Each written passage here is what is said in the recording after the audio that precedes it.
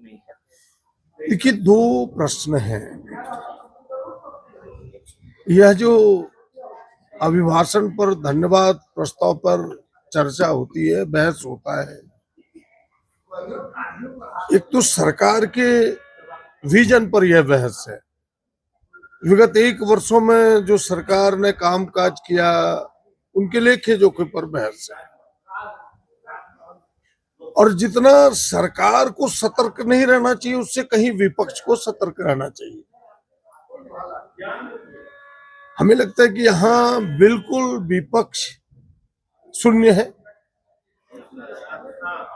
केवल बड़ी बड़ी बाहर जहां तहां बात करता है, लेकिन जो मुख्य फोरम मिला है, जनता ने जिसके लिए भेजा है कि भाई यह संवैधानिक व्यवस्था है कि भाई आपको विधानसभा जाके अपनी बातों को रखना है, जहां से फैसले होने हैं, वहां उनकी निष्क्रियता दिखती है। कल भी आपने देखा कि एक उन्होंने संशोधन नहीं दिया। वैधानिक व्यवस्था है कि अगर आपको किन्हीं चीजों पर ऐतराज है, यानी सरकार के भाषण ही अभिभाषण है, तो आप अपने संशोधनों के माध्यम से उन चीजों को ऐतराज जता सकते हैं। आज उस पर ऐतराज नहीं दिया। आज प्रतिपक्ष के नेता उपस्थित नहीं है, उनकी संख्या लगभग शून्य है। इसलिए हमने इस विषय को उठाया था कि प्रतिपक्ष नदारत है, गायब है, उसकी निष्क्रियता दिखती है, जनता के प्रति उदासीनता दिखती है। एसआईआर को लेकर के क्या विचार रखते हैं?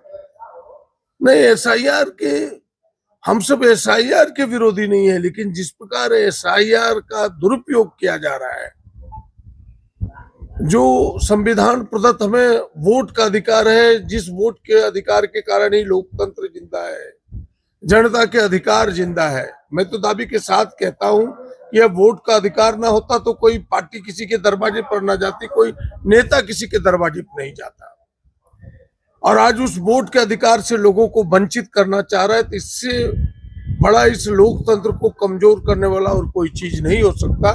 इसलिए हम सब उसका विरोध कर रहे हैं।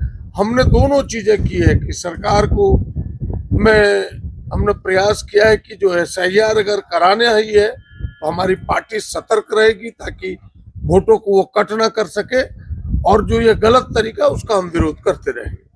जेपीएससी का एक मामला सामने आ रहा है कि उसके जो उत्तर पुस्तिका है, गड़बड़ियां हो रही है जेपीएससी में। उत्तर पुस्तिका को चेंज कर दिया जा रहा है 25-30 लाख रुपए में। कई जगहों पर शिकायतें दर्ज कराई गई है।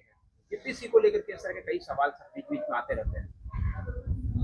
नहीं, हमें लगता है कि अगर कोई ऑथेंटिक कोई चीजें आएगी सरकार के सामने, तो कोई भी सरकार रहेगी इन चीजों की जांच कराएगी। जांच में जो दोषी पाएंगे उसे तो नहीं बख्शा जाना चाहिए, लेकिन इस प्रकार की केवल हवा की बातों पर कोई उत्तर देना हमें उचित नहीं लगता। पहले ये चीजें सामने आने दीजिए, कितना इसमें दम है, कितनी सच्चाई है। केवल हवा की बातों पर कुछ शोर मचाना, ये थोड़ा फुहरपन होगा। न, बिल्कुल।